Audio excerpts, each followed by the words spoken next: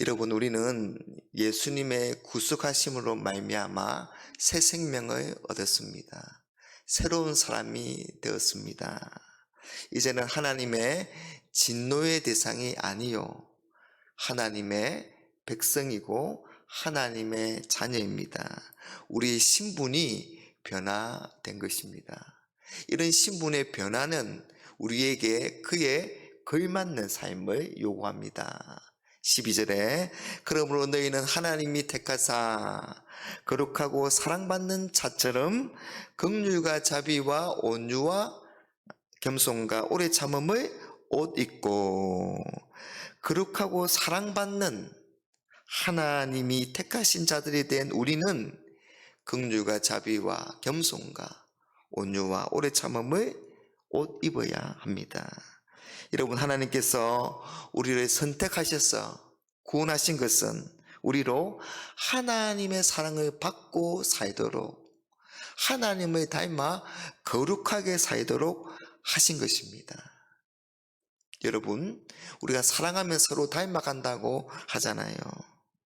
우리가 하나님을 사랑하면 우리는 하나님을 닮아갑니다. 그래서 하나님처럼 그렇게 긍휼과 자비와 겸손과 온유와 오래 참음을 옷 입게 되는 것입니다.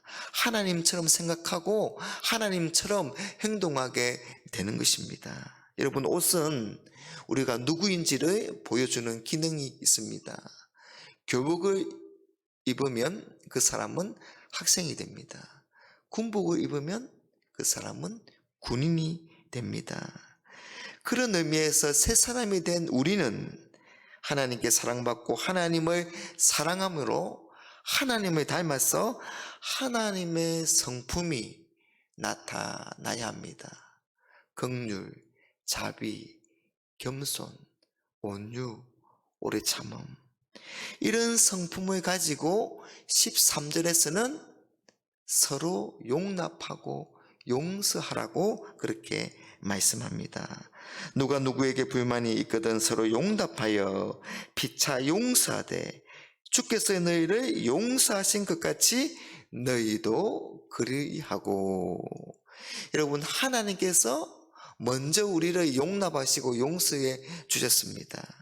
하나님의 용납과 용서는 우리가 도저히 갚을 수 없는 1만 달란트의 빚을 탕감해 주신 것입니다. 그러니 하나님께 용서받은 자로서 우리도 다른 사람을 용납하고 용서하라는 것입니다. 100데나리온 빚진 동료를 불쌍히 여겨야 합니다. 용서의 기준은 하나님이십니다. 하나님이 우리를 용서하신 것처럼 용서해야 합니다. 사랑하는 여러분, 우리가 서로 형제 자매인 줄 몰랐을 때는 다툴 수 있습니다. 그러나 이제 우리는 하나님을 한 아버지로 모신 그런 사람들이 되었기 때문에 원수질수가 없는 것입니다. 억지로 용서라는 말이 아닙니다. 형제와 자매와 원수지고 마음 편하게 사는 사람은 이 세상에 아무도 없습니다. 용서하고 용납할 때 우리는 행복해지는 것입니다. 그리고 여기서 멈추지 말고 사랑을 다하라 그렇게 말씀합니다. 14절에 이 모든 것 위에 사랑을 다하라. 이는 온전하게 매는 띠니라. 사랑은 온전하게 매는 띠입니다. 예수님을 믿기 전에는 사랑하지 못할 이유가 있었습니다. 상대방이 나를 사랑하지 않으니 나도 사랑하지 않겠다는 겁니다. 그러나 이제는 다릅니다. 하나님께 사랑을 받았으니 사랑할 수 있습니다.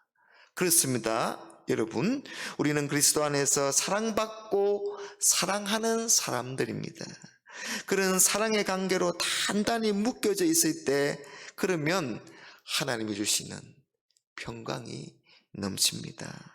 여러분, 우리가 서로 사랑하게 될 때 우리는 서로 만나고 싶고 서로 교제하고 싶고 서로 돕고 의지하는 가운데 인격의 관계 속에서 주님의 평강을 누리는 것입니다. 그런 하나님의 평강을 경험하는 공동체는 하나님께 끊임없이 감사합니다. 그런 감사의 삶은 하나님의 은혜를 더하게 하고 하나님께 영광을 돌리게 합니다. 고린도후서 4장 15절에 감사로 말미암아 은혜가 더하여 넘쳐서 하나님께 영광을 돌리게 하라. 여러분, 하나님이 우리를 부르신 목적은 더 이상 옛 사람의 본성대로 살지 않고 새 사람으로 살게 하기 위함입니다. 이런 새 사람의 삶의 방식이 그리스도의 말씀 안에 있습니다. 왜냐하면 우리 안에는 선한 것이 하나도 없기 때문입니다. 새 사람의 옷은 하나님의 말씀이 우리 가운데 풍성하게 임할 때 입을 수 있는 것입니다. 그러니 우리는 말씀을 묵상하고 그 말씀을 내 삶에 담아내는 것을 통해서 피차 가르치고 권면해야 합니다. 그리고 하나님의 말씀에 따라서 찬양과 감사의 삶을 사는 것이죠. 여러분, 우리가 읽어야 할 고전 중에 예수님이라면 어떻게 하셨을까라는 그런 책이 있습니다. 제목 그대로 만약에 예수님이 우리와 같은 상황에 계셨다면 어떻게 하셨을까를 생각해 보라는 것입니다.